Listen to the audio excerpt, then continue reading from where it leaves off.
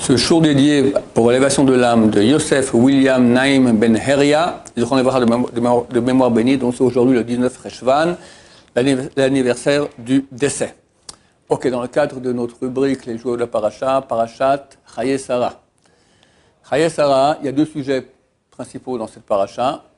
Un, la mort et l'enterrement de Sarah Imenu, la femme de Abraham Avinu, et deux, le Shidduch du millénium, comment Eliezer, le serviteur d'Abraham, va chercher une femme pour Yitzhak, le fils d'Abraham. C'est à peu près ça toute la paracha. Il faut savoir que pour aucune femme au monde, on a eu droit à un historique de son décès, de son enterrement, aussi grand que pour Sarah. Toutes les femmes de la Torah, elle est morte, point barre, enterrée, voilà, on n'en parle plus. Là, des lignes et des lignes et des lignes, qui, quoi, comment, donc, où. Ça veut dire qu'il y a une très grande importance à Sarah. On peut dire que c'est peut-être la femme plus importante qu'il y a eu de toute l'histoire. Sarah, comme son nom l'indique, Sarah c'est une reine, d'accord? Une reine. La reine des femmes de l'histoire. Et la paracha commence et dit qu'elle est morte à l'âge de 127 ans, mais c'est marqué dans la Torah, c'est marqué 7 ans, 20 ans, et 100 ans. 100 ans, 20 ans, 7 ans. Alors, on doit dire 127 ans. Pourquoi tu dis 100 ans, 20 ans, 7 ans? Un peu bizarre. Alors, je suis sur place, ramène les paroles des sages d'Israël, qui dit, à 100 ans, comme elle était comme à 20 ans, à 20 ans, on commence à être responsable de nos actes par rapport au Bédin d'en haut, au tribunal céleste. À l'âge de 13 ans, avant 13 ans, quelqu'un il prend un caillou et casse une vitre chez quelqu'un, on ne peut rien lui faire. C'est bien d'aller voir le papa du gosse, lui dire ton fils, il faut l'éduquer. Il faut rembourser la vitre. Le père peut dire non, je ne veux pas, il n'est pas obligé de payer. On ne peut pas l'obliger. Et on le conseille parce qu'il sera quand même jugé après dans l'amaba pour cela. On ne peut pas l'obliger ici. Dès l'âge de 13 ans, pour les garçons, 12 ans pour les filles, il devient responsable de ses actes et on peut déjà l'obliger à payer. Mais il n'est pas encore totalement responsable de ses actes jusqu'à l'âge de 20 ans par rapport au Bédin d'en haut, au tribunal céleste. C'est pas qu'il peut faire le Shabbat et coucher avec des filles, etc. Ça, c'est complètement interdit, mais ce sera toujours moins grave avant 20 ans qu'après 20 ans. Alors, la Torah nous dit qu'elle était à 100 ans comme à l'âge de 20 ans. 100 ans sans péché, comme à l'âge de 20 ans, il n'y a aucun péché. Parce que dans le tribunal céleste, jusqu'à 20 ans, ce n'est pas considéré comme un vrai péché. Très bien, donc c'est fantastique de dire sur quelqu'un de 100 ans qu'il est propre de tout péché comme à l'âge de 20 ans, c'est fantastique. Pourquoi est-ce que c'est marqué après 20 ans et 7 ans? Alors les sages d'Israël disent, elle était belle à l'âge de 7 ans comme à l'âge, elle était belle à l'âge de 20 ans comme à l'âge de 7 ans. Et là, il y a plusieurs questions. D'abord, en bon français, mais qu'est-ce qu'on en a à faire qu'elle est belle? La Torah parle de la beauté des femmes, c'est pas un mannequin. C'est pas un livre de mode, la Torah. Qu'elle était belle, on n'a rien à faire. En plus, tu me dis qu'elle était belle. Ok, et tu me dis ça en rapport avec qu'elle n'avait aucun péché. Qu'elle n'a aucun péché, mais c'est une sadek extraordinaire. C'est un mérite fantastique. Qu'elle soit belle, ça ne marche pas ensemble. Et en plus, qu'est-ce qu'elle a fait pour? Quelqu'un qui n'a pas de péché, il a bossé, il a fait attention, il s'est battu contre son Essara. Qu'est-ce qu'elle a fait pour être belle? Rien, que beaucoup l'a créée belle, elle n'a aucun mérite. Qu'est-ce qu'on nous flanque, cette histoire de beauté physique, avec la sainteté et la justesse de Sarah qu'elle n'a jamais péché jusqu'à l'âge de 100 ans. De même, auparavant, on dit, je crois, à la fin de Parashat Noach, que Abraham s'est marié avec la fille de Haran, c'est donc Sarah, et qui s'appelait Yiska. Un des autres prénoms de Sarah, c'est Yiska. C'est quoi Yiska? Ça signifie voir. Soché, d'accord? Soché. Soché, c'est voir. Alors, qu'est-ce qu'elle voit? Alors, il y a deux explications. Une, elle a Ruach HaKodesh. Elle a l'Esprit Saint. Elle voit les choses que le commun des mortels ne voit pas. C'est même plus haute qu'Abraham Avinu dans ce domaine-là. Deux, tout le monde la voit tellement elle est belle. Tout le monde la regarde tellement elle est belle. Là aussi. Que tu me dises maintenant que la Ruach HaKodesh est super sainte, elle voit tout ce qu'elle a, un pouvoir extraordinaire de prophétie et de vue que les gens n'ont pas, c'est fantastique. Après tu me dis non, tout le monde la regarde aussi. D'abord c'est pas très c'est pas très gratifiant pour elle que tout le monde la regarde. Et en plus, on parle encore une fois de la beauté physique, mais qu'est-ce que ça vient faire ici? Je veux dire, aucun rapport. Le Ber Yosef, c'est un très beau commentateur de la Bible, il explique comme ça. Il dit, pour avoir Ruach HaKodesh, il faut beaucoup bosser. Beaucoup de gens sont intéressés à avoir l'Esprit Saint, à voir des choses que le commun des mortels ne voit pas. Alors, Ben Shimon Bachorou, il avait ça. Il a dit, vous ne pouvez pas imaginer quelle souffrance c'est. Il ne faut pas demander à avoir Ruach HaKodesh. Vous croyez que c'est facile? Tous les jours, quelqu'un vient me voir, je vois que dans quelques semaines, il est mort, et je dois le consoler, lui dire tout ira bien, etc. Alors, quand tu es un type égoïste, que tu t'en fous de la souffrance des gens, alors ça ne te fait rien, mais quand quelqu'un est sensible, et il aime les gens, et il voit ça, c'est très très dur. Il a une souffrance terrible de voir, c'est pas génial. En tout cas, c'est un degré accessible, et il y a aussi la technique. C'est écrit, les sages d'Israël ont écrit la technique, comment on peut arriver d'être un homme simple, arriver à avoir Ruach HaKodesh. C'est quoi? Il y a un livre qui s'appelle Mislat Yesharim, le Sentier des Justes de Ramchal, Rabbi Moshe Chaim Luzzatto, Zatzal. On lit ce livre-là, il est écrit exactement comment on fait de partir depuis la nullité à avoir Ruach HaKodesh. Vous pouvez y aller, c'est un livre qui se lit en quelques jours, et vous aurez tous Ruach HaKodesh. Bon, c'est pas la lecture qui rend, c'est la mise en pratique de ce qu'il dit. Alors, qu'est-ce qu'il faut pour mettre en pratique? Un boulot énorme. Un boulot énorme. Travailler son ego, être bon, jamais mentir, être humble, jamais pécher, être proche de Dieu, prier avec un boulot. D'accord, tu fais tout ça, Torah Ruach HaKodesh.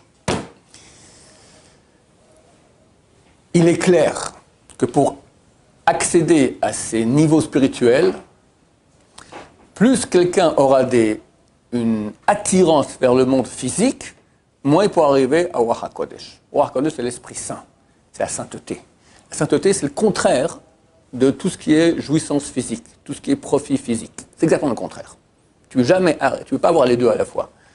Et jouir du monde physique et jouir de la sainteté. Ça ne marche pas, c'est ou là ou là. Hachem voulait que Sarah soit Sarah, la plus grande femme de toute l'histoire. Il lui donne des qualités physiques inégalées. C'est marqué qu'elle était parmi les 4 plus belles femmes de l'histoire. La Gemara dans le traité Bava Batra, page 58, dit « Un homme par rapport à Sarah, c'est comme un singe par rapport à un homme. » Tellement elle était belle. C'est pas que pour ça que les gens... Qu'est-ce qu'ils avaient regardé à l'époque? Tu crois qu'on voyait le corps d'une femme? Chassé Shalom. On voyait que son visage. Mais elle était tellement belle, tout le monde regardait sa beauté. D'accord? Attends, une femme, quand elle sait qu'elle est belle, c'est très, très, très, très dur de rester normal. Ils ont fait des fois des expériences, d'accord? Ils mettent 50 femmes dans une salle, on fait marcher une femme. Bon, normal. On met un homme, on la fait marcher, elle ne marche plus la même chose. Un homme, elle va dans la rue, comment elle marche, d'accord? C'est très très dur. Une femme, de façon innée, les hommes adorent la regarder, et la femme, elle adore être regardée. Mais non, mais moi je suis sniout. Non, mais t'aimes bien être correct. Quand même.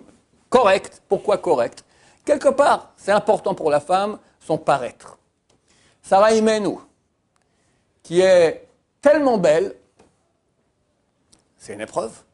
Comment elle peut arriver à Ruach HaKodesh? Comment elle peut se sanctifier alors qu'elle est tellement belle, tout le monde la regarde, tout le monde... Elle s'est battue.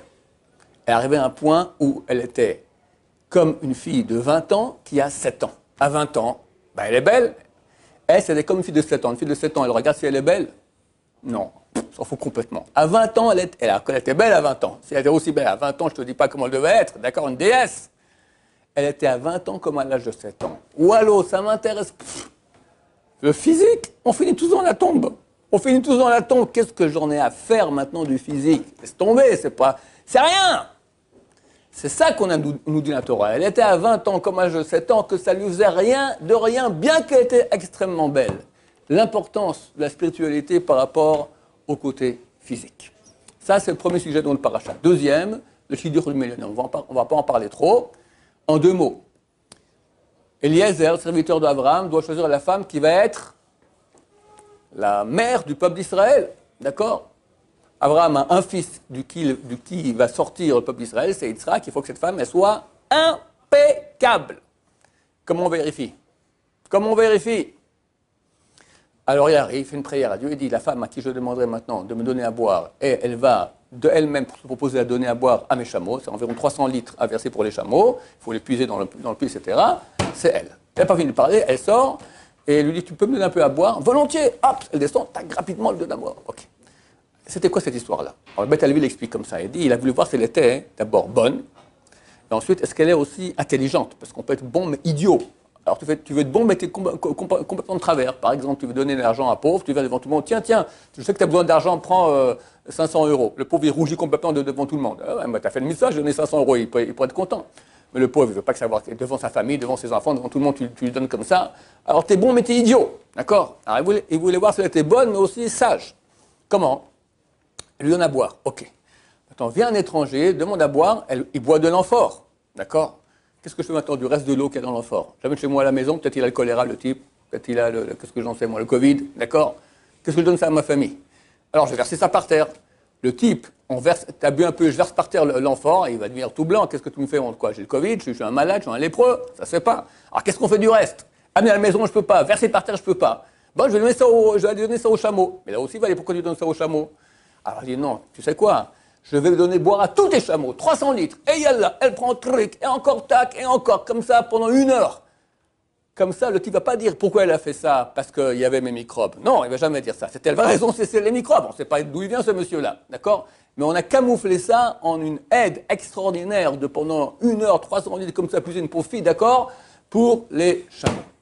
Donc là, on a vu sa sagesse et sa bonté. Les commentateurs posent la question. Après qu'elle a fait tout ça, elle lui dit qui tu es? De quelle famille? Elle lui répond la famille de Bethuel, c'est la famille d'Abraham, très très bien. Il lui met directement les bracelets, c'est bon, c'est elle, j'ai trouvé, merci beaucoup, il remercie Hachem, il se met à genoux et il remercie Hachem. Pourquoi il pose la question après? Il pose la question avant? Pourquoi il pose la question après? Là aussi, pour voir son humilité, qu'elle fait les choses Shem Shamaim, vraiment. Est-ce qu'elle fait le bien maintenant pour son nom ou pas? Elle dit, je suis la fille de Bethuel et je te propose maintenant de donner à boire tes chameaux. Maintenant, pendant qu'elle verse, elle dit, ah, tout le monde saura maintenant que la fille de Bethuel, c'est quelqu'un de bien. Il y aura de la pub. Mais s'il n'a pas demandé son nom, c'est une inconnue. Elle ne sait pas qu'après, il saura qui c'est. Peut-être qu'il va dire, merci beaucoup, bye bye. Elle aura bossé pour rien, elle a fait tout ça maintenant, elle n'aura aucun honneur pour cela, aucun cavol, rien du tout, aucune publicité sur elle. C'est ça qu'il voulait voir. Est-ce qu'elle est prête maintenant à faire du bien de façon à ce que personne ne saura rien du tout là-dessus? Elle a réussi le Mivran. Bon, le Mivran, l'examen. Ok, tu as vu qu'elle a des très bonnes midotes, elle est bonne. Ça suffit pour être la femme de Yitzhak? Mais est-ce qu'elle a Yirat Shamayim? Elle fait Birkat Mazon comme il faut bien? Ou en rêvassant?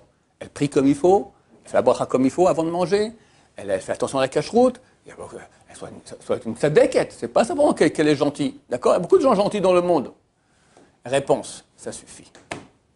Et ça, c'est un enseignement de Rabbi Chaim Vital. L'auteur de toute la Kabbalah, il dit comme ça. Il y a un livre dont je recommande la lecture, d'abord au début de son livre Sharei Kedusha, Portail de la Kedusha. Il explique comment est construite l'âme de l'homme. Et il dit que l'homme, c'est d'abord les midot, ses qualités, ses traits de caractère. Et sur les traits de caractère, on peut faire pousser les mitzvot. Les mitzvot de la Torah, 613 mitzvot, sortent du terreau qui sont les traits de caractère. Si quelqu'un n'a pas des bons traits de caractère, il ne pourra jamais faire bien toutes les 613 mitzvot. Pourquoi? Son ego, son mauvais caractère va faire écran. Il faut prier, je répète le mot, il faut prier avec intention. Il faut se battre contre la paresse. Parce que le prier, c'est un effort. Il faut se lever à l'heure. Il faut étudier, il faut se battre contre la paresse. Maintenant, s'il y avait quelqu'un, et lui, il dit autrement. Tu ne veux même pas écouter ce qu'il dit, tu es mon orgueilleux, tu crois que tu as raison. Il faut travailler sur l'humilité. Maintenant, tu veux manger cachère, tu as très très faim, puis tu as un truc qui est très très bon, mais tu regardes qui a cache-route, oh, c'est le rabbin machin, je ne connais pas très bien, ben, c'est un nom ashkénaze, ça a l'air bien, donc si c'est ashkénaze, on peut le manger, d'accord? C'est à vérifier qui, quoi, comment. Donc il y a un travail énorme à faire sur les traits de caractère, l'envie, l'humilité, l'orgueil, la paresse, etc., l'envie des filles, etc. Donc, si tu n'as pas travaillé sur ton caractère, tes midotes, les midotes sera toujours très très difficile à faire. Si quelqu'un il a des bonnes midotes, forcément, il arrivera très facilement à faire tous les 613 mitzvot. Donc, donc on a vérifié que Rivka, avec un bon caractère, elle est humble, elle est intelligente, elle est serviable, elle est bonne, ça suffit. Et pour nous, pour les shidduchim, c'est aussi ceux qui veulent peut-être tous vous marier très bientôt. Si tu trouves maintenant une fille qui est gentille, elle a des bonnes midotes, t'as tout avec, c'est terminé. Voilà. Tu n'as même pas besoin de voir le reste, comme on a vu maintenant avec Eliezer. Que Dieu nous aide à avoir un bon caractère, à primer ce qui est spirituel, dénigrer ce qui est matériel. Grâce à Hachem, ainsi, on pourra peut-être avoir Ruach HaKodesh. Baruch Adonai, l'olam, amen, amen.